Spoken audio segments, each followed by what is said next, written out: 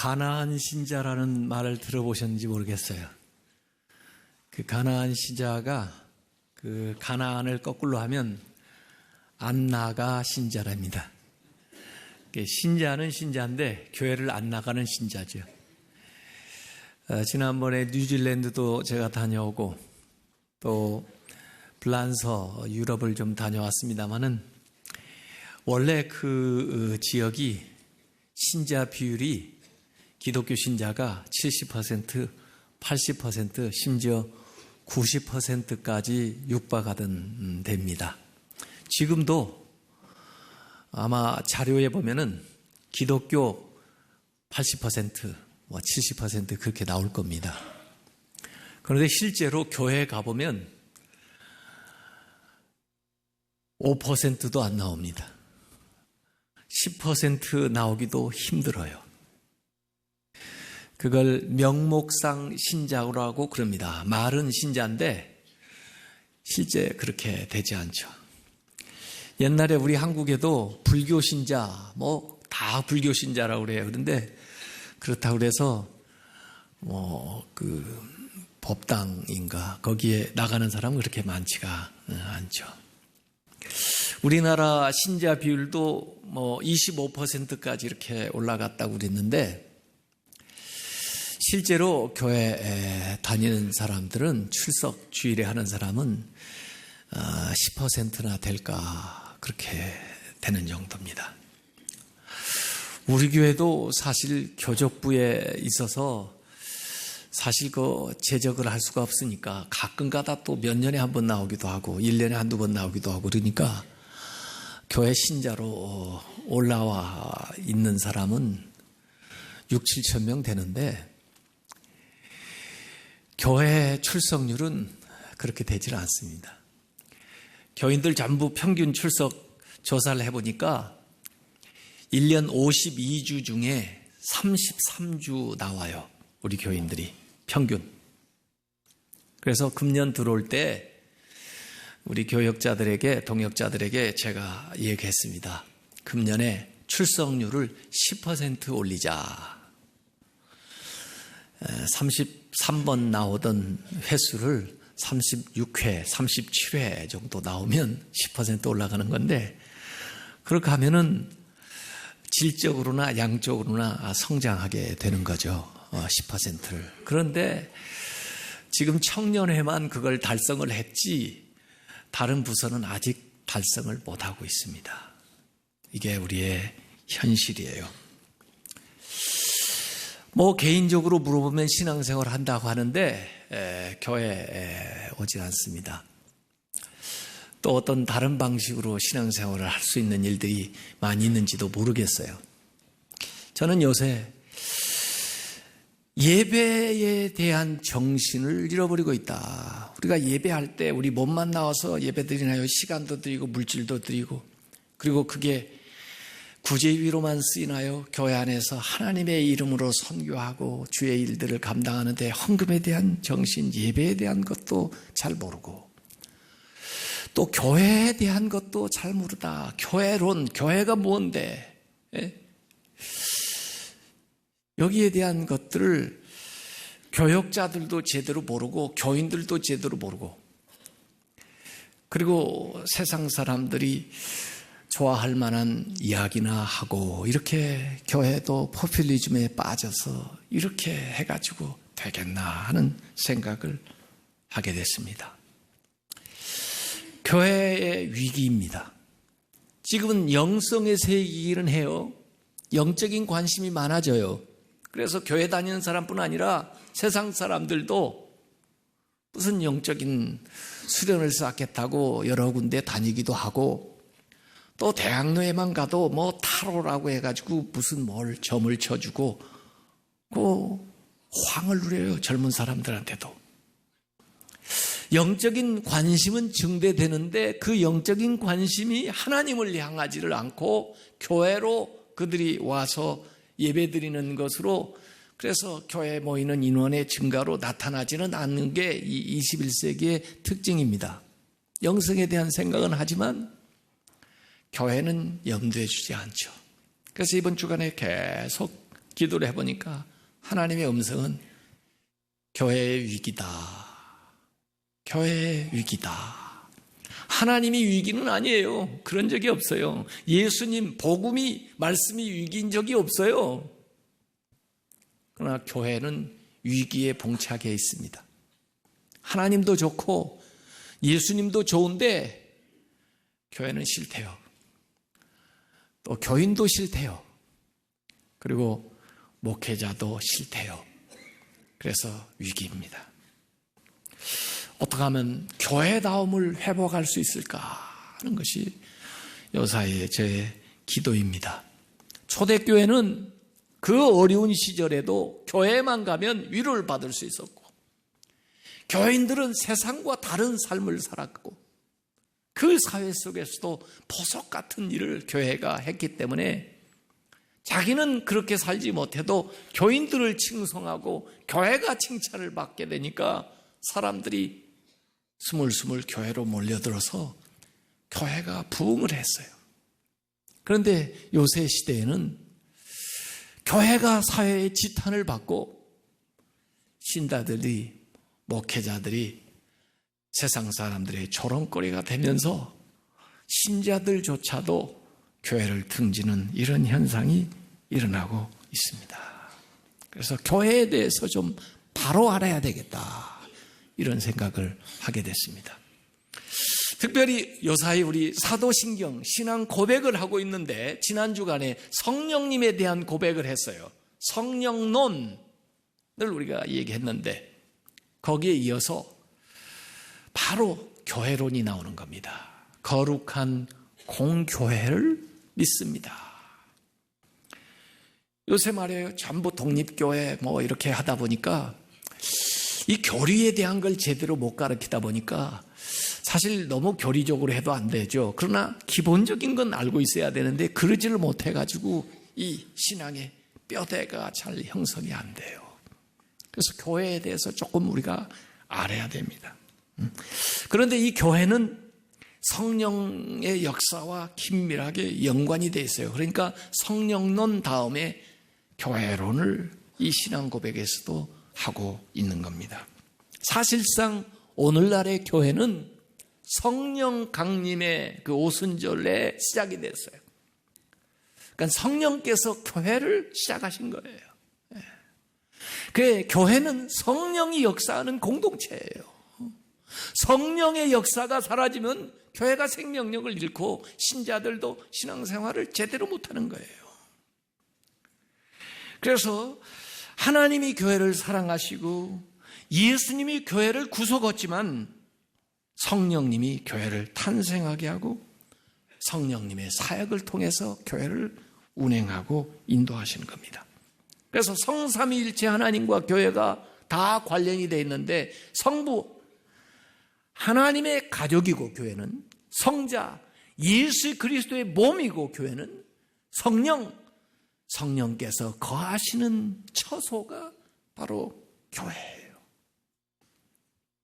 그래서 교회를 건물로만 볼 게 아니에요.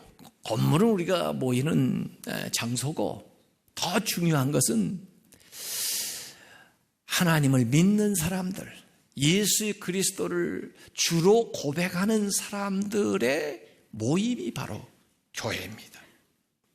그래서 고린도전서 1장 2절에 보면 바울이 교회에 대해서 편지 쓸 때 고린도에 있는 하나님의 교회, 사람의 교회가 아니에요.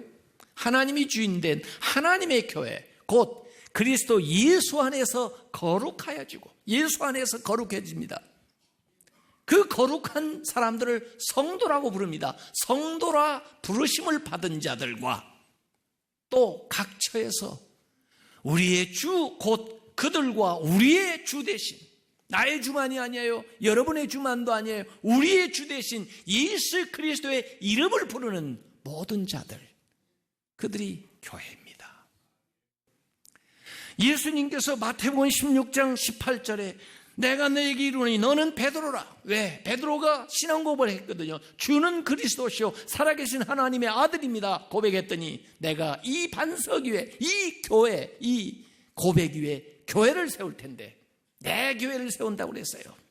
하나님의 교회, 예수님의 교회입니다. 내 교회를 세우리니 음부의 권세가 이기지 못하리라. 교회의 기초는 뭐냐? 신앙 고백. 주는 그리스도시요 살아계신 하나님의 아들입니다. 그 고백이 천국 가는 열쇠예요. 그런데 그 고백 위에다가 교회를 세웁니다. 주님의 교회를 세워요. 그리고 지옥의 권세가 침범하지 못하도록 하셨다는 거예요.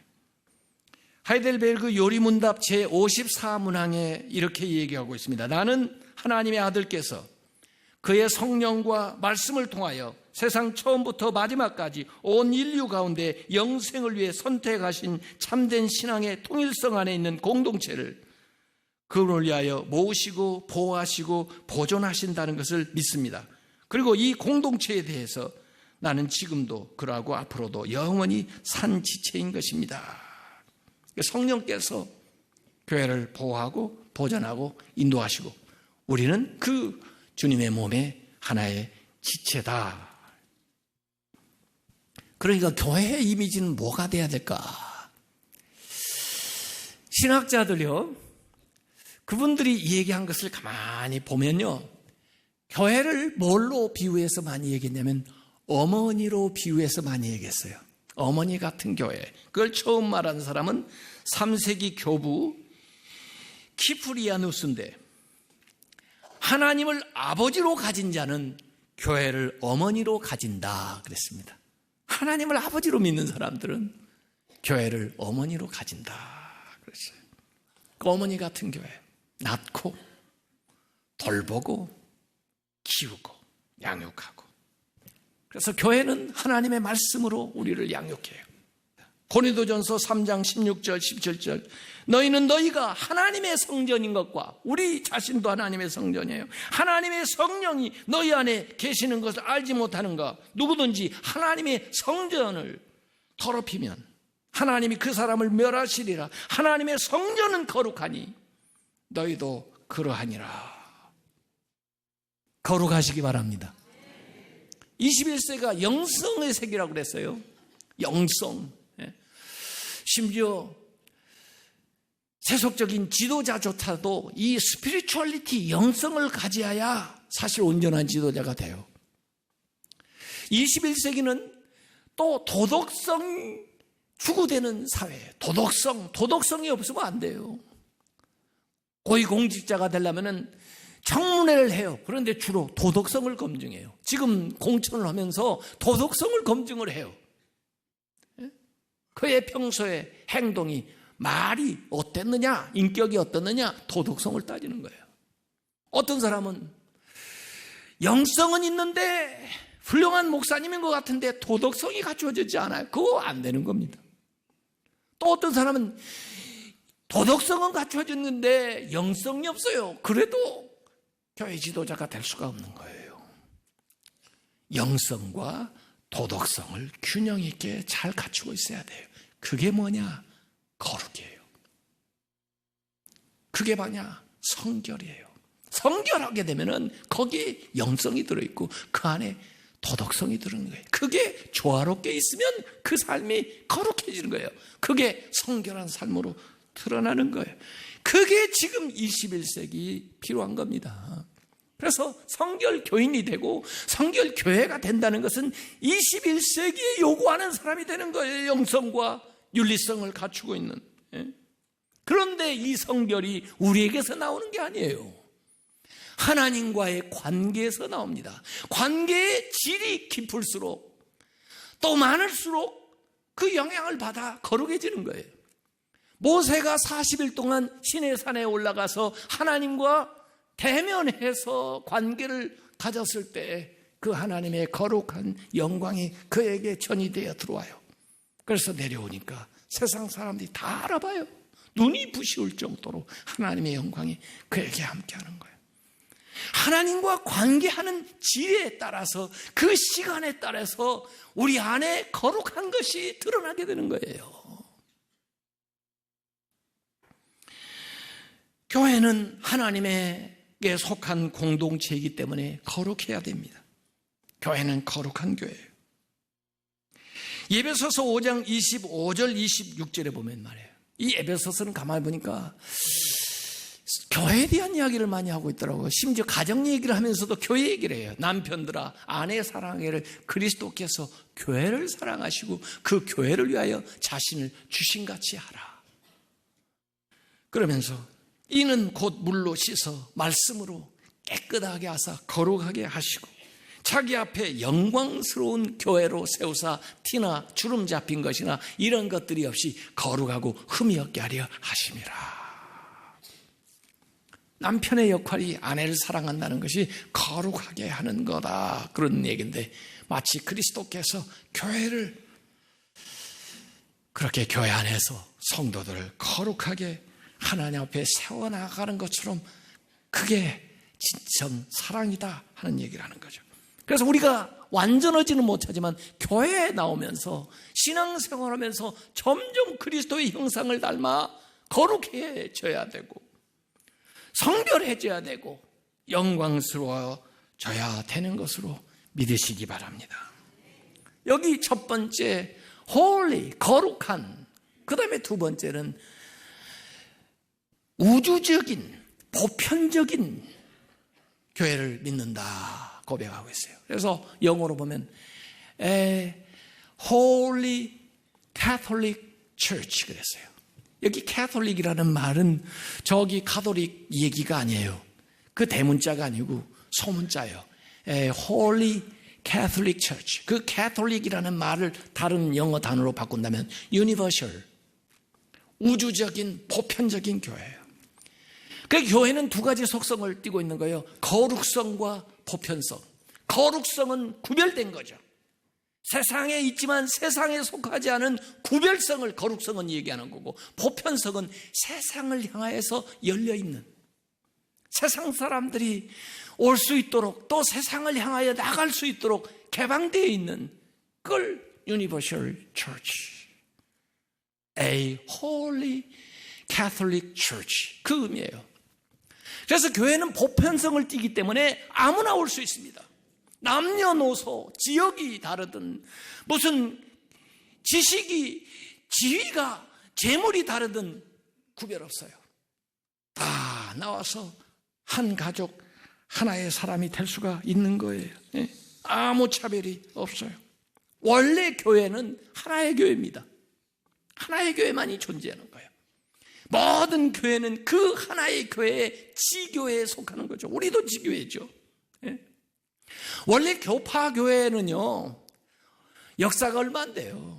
원래 교회는 하나의 교회였는데 그게 정치적인 이유로 동방교회, 서방교회로 나누어졌다가 그 다음에 개혁적인 이유로 종교개혁이 거기에 일어났다가 개혁을 한 지역별로 교파가 형성이 됐는데, 유럽에는 그렇게 했다가 이게 미국으로 넘어가면서 교파교회가 생긴 거예요. 왜? 선교사를 보낸 본교회가 있기 때문에. 이게 무슨 어떤 장로교회, 또 영국에서 가서 그 감리교회, 성공회 뭐 이런 식으로 세워지게 되니까 교파교회가 그제서야 미국에서 생겨나게 됐고, 또 거기서 선교사를 보냈기 때문에 우리 한국에도 교파교회가 생겨났지만, 원래 교리 차이가 좀 다르고 예식이 좀 다르고 그래도 한 하나님을 믿고 한 성경을 믿기 때문에 하나의 교회지 다른 교회가 아닙니다. 우리 같이 더불어 함께 살아가야 돼요. 그래서 너무 교파, 개교회주의로 나가는 건 안 좋습니다. 교회는 연합해야 돼요. 같은 목적이 있기 때문에 구원하는 그 사역을 위해서 협동해야 돼요. 에베소서 4장 3절에 평안에 매는 줄로 성령이 하나 되게 하신 것을 힘써 지키라 이거예요. 하나 되는 것에 힘써야 됩니다. 골로새서 3장 11절에 보면은 거기에는 헬라인이나 유대인이나 할레파나 무할레파나 야만인이나 수구디아인이나 종이나 자유인이나 차별이 있을 수 없나니, 교회 안에 차별이 없어요. 오직 그리스도는 만유시요 만유 안에 계시니라. 에베소서 2장 20절 21절에 너희는 사도들과 앞선 우리 사도들 그리고 선지자들의 그 터 위에 세우심을 입은 자라. 우리의 기초는 그분들이 다 놨고 그 위에 우리가 서 있어요. 기초 없이 있는 게 아니에요. 우리 부모 없이 우리가 시작한 게 아니에요. 우리 조상 없이 우리가 된 게 아니에요. 우리가 110년을 이어왔다고요. 지금요. 아니 그전에도 기독교 역사는 2000년 있었다고요. 그 선지자들의 터 위에 세우심을 입은데 그리스도 예수께서 친히 저 모퉁이 돌이 첫 번째 돌이 되신 거예요. 그의 안에서 건물마다 서로 연결하여 주 안에서 성전이 되어가는 거예요. 되어가는 과정 속에 있는 거예요. 우리 모두가 같이 그 벽돌이 하나하나 따로 떨어져 있으면 건물이 됩니까? 서로 연결되고 그렇게 해서 건물을 이루어 나가는 거죠. 그래서 하나가 돼야 됩니다. 교회 안에서도 하나 돼야 되면 다른 교회들하고 하나가 돼야 돼요. 왜 우리가 서울신학대학 주의를 지킵니까? 그들을 키워내야 돼요. 왜 우리가 선교사들을 파송합니까? 그것도 우리의 교회예요. 왜 시골 교회들을 지원해야 됩니까? 그들이 씨를 뿌렸기 때문에 여기 도시 와서 우리가 거두고 있잖아요. 우리가 같은 교회지. 아니 우리 교단만 그래요. 전 세계에 있는 하나님의 교회가 하나의 교회이죠. 왜냐하면 예수님이 그렇게 기도하셨거든요. 고별하시면서 마지막 기도를 요한복음 17장에 예수님이 하신 기도, 아버지여 저들로 하나가 되게 하옵소서. 그것도 한 번이 아니라 5번씩 아버지여 저들로 하나가 되게 하옵소서. 아버지여 저들로 하나가 되게 하옵소서 그랬는데 아직도 이 예수님의 기도가 응답되지 않아요. 교회 안에서 하나가 안 되고 교회 간에 교파 간에 하나가 안 되고 기독교회가 하나가 안 돼가지고 힘을 발휘하지를 못해요. 딱 개교회주의 자기 교회 일에만 발려가지고 나가니 어떻게 되겠습니까? 저는 요사이 그런 생각이에요. 기도만 하지 말고 기도 실천하자. Pray, practice. 기도한 걸 제발 좀 살자. 자기가 기도했으면 기도에 응답하는 삶을 살자. Pray, practice. 기도 실천이라는 운동을 지금 일으키려고 잠깐 생각하고 있어요. 여러분이 기도했으면 기도한 대로 좀 사세요. 하나가 되라고 그랬으면 하나 되는 일을 위해서 좀 공헌을 하세요. 그래야 그 기도를 한 사람이지. 기도는 그렇게 해놓고 그렇게 살지를 않으면 어떻게 응답이 일어나고 어떻게 하나님의 역사가 일어나겠습니까? 우리는 한 몸이에요. 한 몸에 다양한 지체들을 거느리고 있습니다.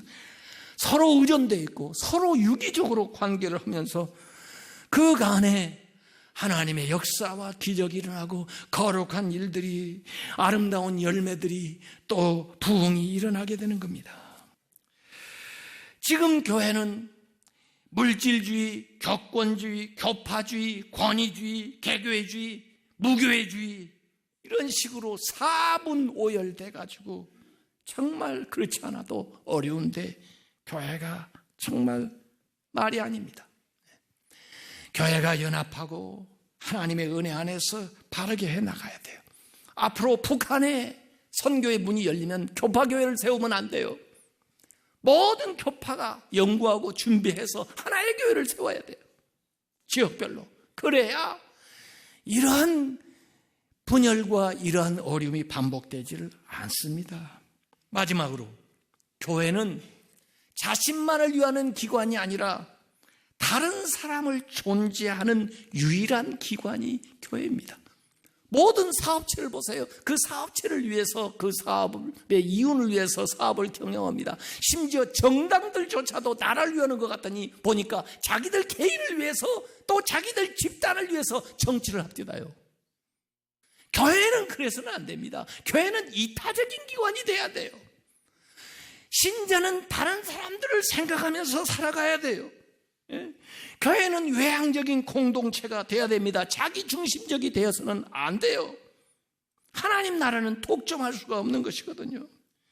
교회가 하나님 나라가 될 수는 없는 것이거든요.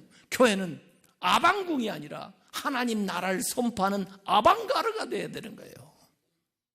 그래서 지역사회와 우선 함께 해야 되고 그리고 이 땅을 위해서 존재해야 돼요. 그러기 위해서는 교회의 공교회성이 회복돼야 됩니다. 교회를 사유하는 일 때문에 지금 우리가 난리를 겪는 거예요. 교회 공로자들이 자기의 공로를 찾기 때문에 문제가 생기는 거예요. 하나님이 헌신할 기회를 주었으면 감사하고 그 일을 하는 것으로 만족해야지. 그 열매까지 자기의 권리를 주장하기 때문에 문제가 되는 겁니다. 교회는 누구의 것이 아니에요. 앞에서 얘기한 대로 하나님의 교회입니다. 예수의 교회입니다. 우리가 가도 교회는 계속돼야 됩니다. 우리는 한 시대 하나님이 그 자리에서 쓰신 것이에요. 그것에 감사하면 되는 거예요. 자기가 공로자라고, 자기가 개척했다고, 자기가 얼만큼 헌신했다고 그걸 투자한 것처럼 나중에 거두려고 하면 됩니까? 교회 사유하게야 우리 한국교회의 심각한 문제예요. 이건 우리의 공로가 아니라 하나님의 은혜입니다. 교회의 주인은 하나님이세요. 감독들에게 바울이 불러서 사도행전 20장 28절에 이런 얘기했습니다. 여러분은 자기를 위해서 또는 온 양떼를 위해서 삼가해라. 주의해라는 거죠. 성령이 그들 가운데 여러분을 감독자로 삼고 하나님이 피로 사신 교회를 보살피게 하셨느니라. 교회를 잘 보살피고 자기의 역할을 다 한 것으로 감사하게 여기는 거예요. 존 웨슬리 목사님은 이렇게 얘기했습니다. 그리스도 교회의 원래 목적은 이렇습니다. 교회란 믿는 자들이 모인 공동체로서 첫째, 각자 자기의 영혼을 구원하며 그리고 다른 사람이 구원받도록 도와주며 그 후에는 그들이 살고 있는 한 그 현재와 장래의 어려움에서 구원받도록 사탄의 왕국을 정복하고 그리스도의 왕국을 건설하는 데 있습니다.